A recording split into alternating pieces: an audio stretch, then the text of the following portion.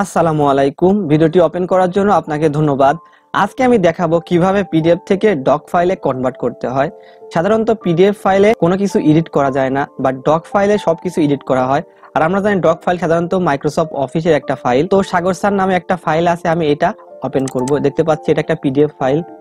দেখুন, ওপেন করার পর একটা অ্যাসাইনমেন্টের ফ্রন্ট পেজ।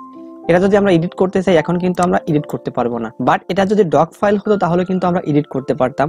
তো বন্ধুরা, আজকে আমি এই প্রসেসটাই আপনাদের দেখাবো। তো ভিডিওটি শুরু করার আগে দয়া করে একটা লাইক করুন। একটা লাইক করতে তো টাকা পয়সা লাগে না, তাই না? আপনার একটা লাইকের জন্যই আমার চ্যানেলটি সামনে থেকে গ্রো করবে। ওকে, চলুন শুরু করা যাক। তো প্রথমে আমাদের মাইক্রোসফট অফিস সফটওয়্যারটি ওপেন করতে হবে। তো আমি মাইক্রোসফট অফিস সফটওয়্যারটি ওপেন করতেছি এন্ড ব্ল্যাঙ্ক ডকুমেন্ট এখানে ক্লিক করতে হবে। তো বন্ধুরা, এখন আমরা যাব ফাইলে।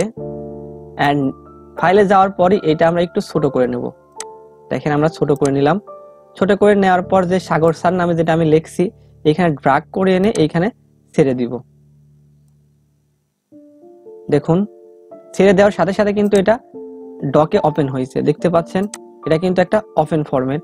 এগুলো মাঝে মাঝে এই ঘরের মতো চিহ্ন দেখতে পাচ্ছি, এই ফন্টটা এখানে নাই, যার কারণে এরকম হয়েছে।